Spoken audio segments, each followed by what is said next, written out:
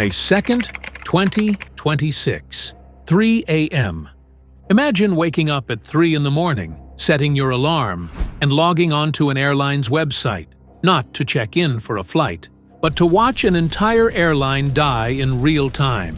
That's exactly what happened to thousands of passengers on May 2nd, 2026. 1 minute, Spirit Airlines existed. The next minute, the website read, "All flights have been canceled. Customer service is no longer available." Just like that, gone. After 34 years in the sky. No warning, no rebooking, no partner airlines, just you're on your own. And here's the thing, this wasn't some freak accident. This collapse was years in the making. It was a slow-motion disaster built from bad bets, blocked deals, brutal competition, and one war on the other side of the world that lit the final fuse. Today, we're going to break down the real reason Spirit Airlines went out of business. And trust me, it's way more complicated than just cheap seats and bad vibes. Before we go any further, if you've ever flown Spirit, or you've been stranded by an airline before, drop a comment below. I want to hear your story. And hey, if you're new here, hit that subscribe button. We break down stories like this every week, and you do not want to miss what's coming. Act 1. The Rise of the Yellow Menace. Let's go back to the beginning, because Spirit wasn't always a punchline. In its prime, Spirit Airlines was actually one of the most profitable carriers in the United States. Their business model was genius in its simplicity. Charge almost nothing for the seat, and then charge for everything else. Your carry-on? Fee. Your checked bag? Fee. Picking your seat? Fee. Printing your boarding pass at the airport? Yes, there was a fee for that too. It was called the Ultra Low Cost Carrier Model, or ULCC for short. And for a while, it worked beautifully. They were filling planes, they were making money, and most importantly, they were forcing the big guys, American, Delta, United, to lower their fares on any route Spirit flew. Experts called it the Spirit effect. You didn't even have to fly Spirit to benefit from it. Their presence alone drove prices down for everyone. But as the 2020s arrived, cracks started forming beneath the yellow paint. The pandemic hit the entire airline industry like a freight train. And Spirit, with its razor-thin margins and no-frills model, had almost no cushion to absorb the blow. By the time the dust settled from COVID, Spirit had hemorrhaged over $2.5 billion in losses since 2020. They needed a lifeline. And in 2022, they thought they found one. Act 2. The Mergers That Never Were. February 2022. Frontier Airlines comes knocking with a $6.6 billion merger deal. Two ultra-low-cost carriers joining forces to create the fifth largest airline in the United States. On paper, it made total sense. But then JetBlue showed up with a better offer. Suddenly, Spirit is in the middle of a bidding war, and they chose JetBlue, a real airline with real brand recognition, offering real money. Except the Biden administration said no. The Department of Justice sued to block the merger, arguing it would eliminate low-cost competition and hurt consumers. In January 2024, a federal judge sided with the government. JetBlue walked away. And just like that, Spirit was alone again, deeper in debt, no partner, no plan. And the clock was ticking. With that door slammed shut, Spirit filed for Chapter 11 bankruptcy for the first time, November 2024.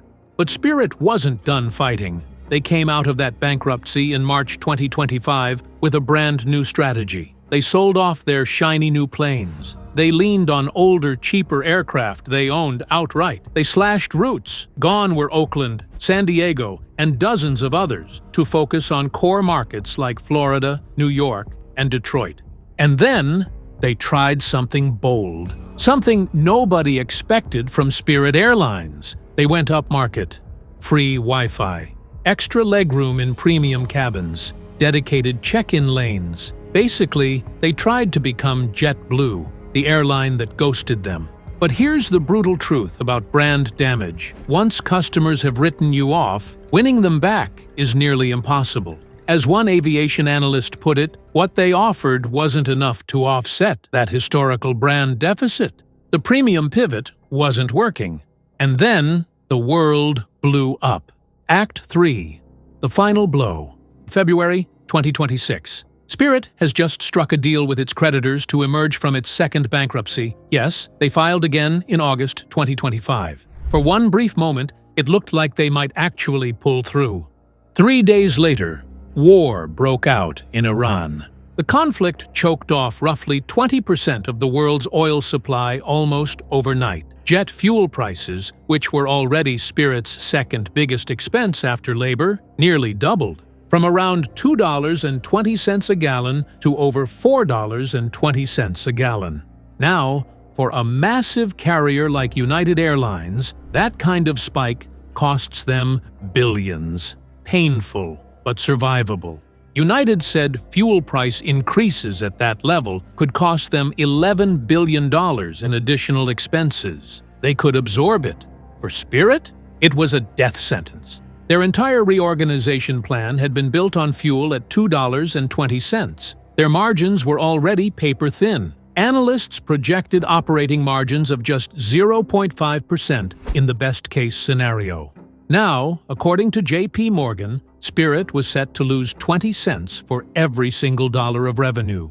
And the fuel spike alone would add $360 million in operating costs, an amount nearly equal to their entire cash cushion. They were already in default on their credit agreement. Citibank, which headed their lender group, publicly skewered the airline for failing to show how they'd survive if fuel prices stayed high. Desperate, Spirit turned to the only option they had left, the federal government. They went to the Trump administration asking for a $500 million bailout in exchange for a significant stake in the company. President Trump publicly expressed interest, saying he'd like to save Spirit's employees' jobs. But it would have to be a good deal.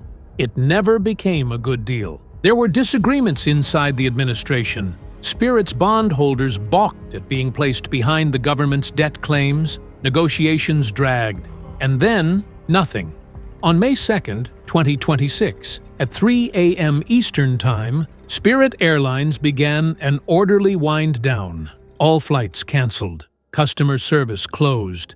Passengers on their way to the airport, mid-trip, bags in hand, had no idea. Think about how many dominoes had to fall here. A pandemic, a blocked merger, a war overseas, and a bailout that fell apart at the last second. Any one of those things, handled differently, and we might still be complaining about Spirit's bag fees today. If you're finding this story as wild as I am, smash that like button. It genuinely helps more people find this video. Now let's talk about what this actually means for you. Act 4. What it means for all of us. Here's what a lot of people are missing in this story. Spirit Airlines was not just a budget airline that some people love to hate. It was a market force, a pressure valve on the entire American aviation industry. Consumer advocates had been warning about this for years. As one senior fellow at the American Economic Liberties Project put it, you do not have to fly a small carrier in order to benefit from its presence, because they will bring down the big guys' fares. And now, without Spirit flying those routes, everyone is going to pay more. The four major carriers, United, American, Delta, and Southwest, already control about 80% of all available flights in the United States. Spirit's closure is the first shutdown of a major U.S. airline in 25 years, since Midway Airlines went dark right after September 11, 2001. That's how rare this is. That's how significant this is. And the people hit hardest aren't business travelers with corporate expense accounts. They're the families who could only afford a vacation because Spirit made it possible. The workers flying home for the holidays, the people who didn't have a plan B when their flights evaporated at 3 a.m.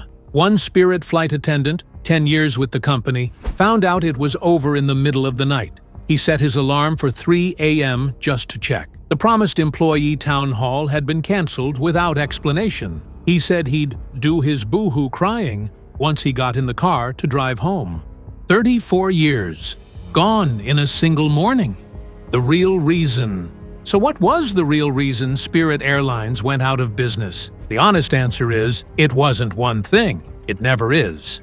It was the ultra-low-cost model slowly losing its competitive edge. It was a pandemic that wiped out years of profit. It was a merger with JetBlue that got blocked at the finish line. A decision that, depending on who you ask, either protected consumers or sentenced Spirit to death. It was a premium pivot that couldn't outrun a poisoned brand reputation. It was 2 bankruptcies in under 2 years. It was a war in the Middle East that doubled fuel costs overnight. And it was a last-ditch bailout that fell apart in the final hours. Spirit didn't just run out of money. They ran out of options. And in an industry where 4 airlines control 80% of the sky, where the margins are brutal and the competition is ruthless, running out of options means running out of time. Spirit flew for 34 years. They changed the way Americans think about air travel. They weren't perfect, far from it, but the skies are a little less competitive without them. And your next flight? It might just cost a little more because of it.